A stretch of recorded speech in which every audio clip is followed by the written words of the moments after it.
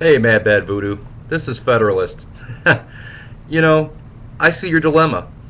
You know, I you've got something there that's a good product being made by the hands of probably people who were oppressed. But man, you just can't find anything made in any place else that's that's out there. I get that. I don't blame anybody for buying any product from anywhere else because, quite frankly, we don't make anything here anymore. And the reason we don't make anything here anymore is because American hands are far too, they require a lot of gold, to put in their hands and to make them work. And even when they do work, they produce products that are, generally not as enthusiastically made as in other countries. I don't get that. I don't know why. We can't get a guy to push a freaking button at a factory for less than 20 bucks an hour.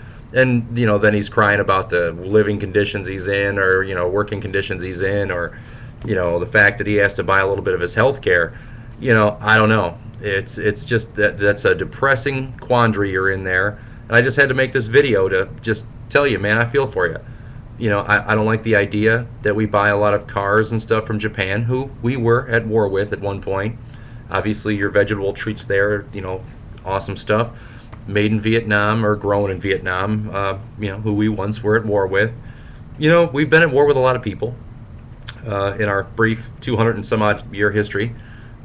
We clearly, started off with England, fought a couple of good fights with them, but we trade pretty freely with them now, and we never really have looked at them like the enemy. They've pretty much been like our cousins who we had a big scrap with, and we're still cool, but we fought some wars. The Germans. I mean, there's a lot of BMWs over here, a lot of KTM sport motorcycles, which are actually Austrian. But during the time of the World Wars, I mean, they were kind of sucked into Germany. Basically, we buy a lot of things from countries that we used to, we used to fight with a little bit. But the problem is, we would buy products from America. We really would if we could just find them. But since we can't seem to get anybody to work for less than, $80,000 a year to, pick produce or push a button, and the threat of unions hanging over their heads or scaring jobs out of America like the Black Plague, I don't know. I mean, what really is the answer? I mean, let's take it a step further. What's the answer? I mean, we know the reasons why.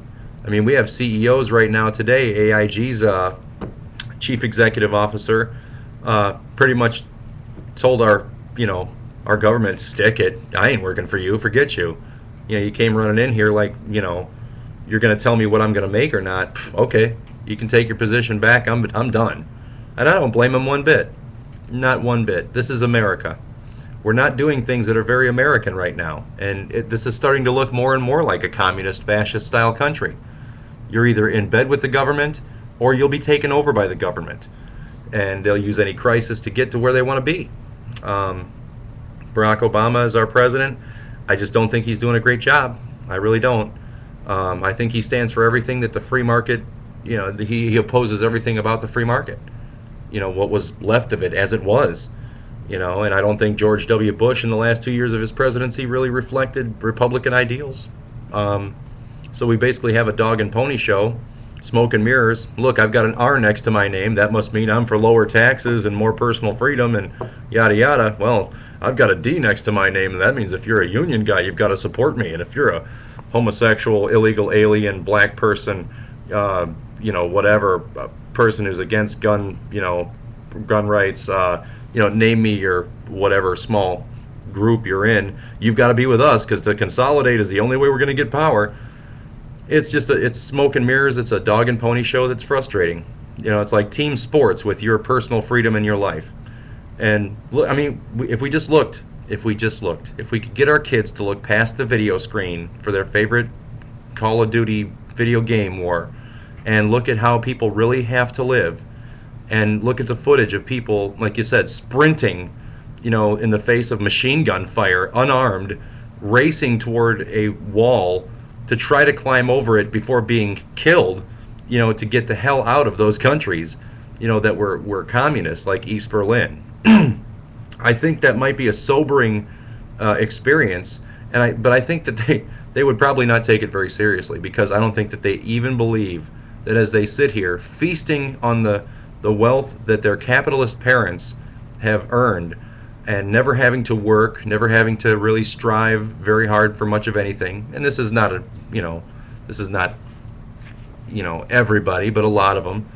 Most kids just sit around getting fat on their parents' wealth and have no concept of what exactly work is.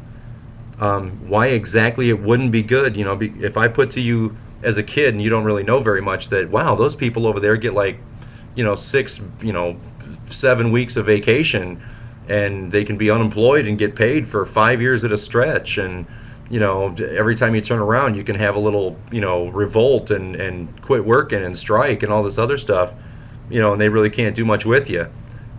You'd probably feel empowered by that. You'd probably want that. And right now it's just the sickest, darkest day for capitalism, for our way. We're being subverted from within. Our very government has been taken over by a bunch of Marxists who would love nothing better than to see us turn into, a less free society, for sure. And more people more concerned with, telling the Indians how we slighted them back in the day and how we're supposed to give reparations to all these different groups and cultures. I don't know. They seem more concerned with that than they do about, I don't know, a bunch of, God-fearing soldiers getting shot up on Fort Hood. That definitely took a back seat to that whole tribal nation thing, didn't it? I don't know, man. What's your thoughts? I just had to get on here and rant a little bit because, quite frankly, I feel your frustration. You can't find anything in America anymore that's made here. I have a couple friends left who do supervisory work in the manufacturing sector, and it's a hard row to hoe. You just can't get the kind of workmen you can get in other countries. And if these people who are in these Labor Party type organizations, these unions and other things, and they're listening to this communist crap, just remember, all those same thoughts went through all those people in those communist countries. The Bolsheviks, all the way on down the line. Power to the people, power to that, the workmen. But when they got the power, what did they do with it except really turn the guns on people and just start starving people like crazy? You got to look at where it ends up. It all starts off with a bang and a bunch of fireworks and a big cheer, and then it goes south quite swiftly. I think if the kids saw it, they might think differently.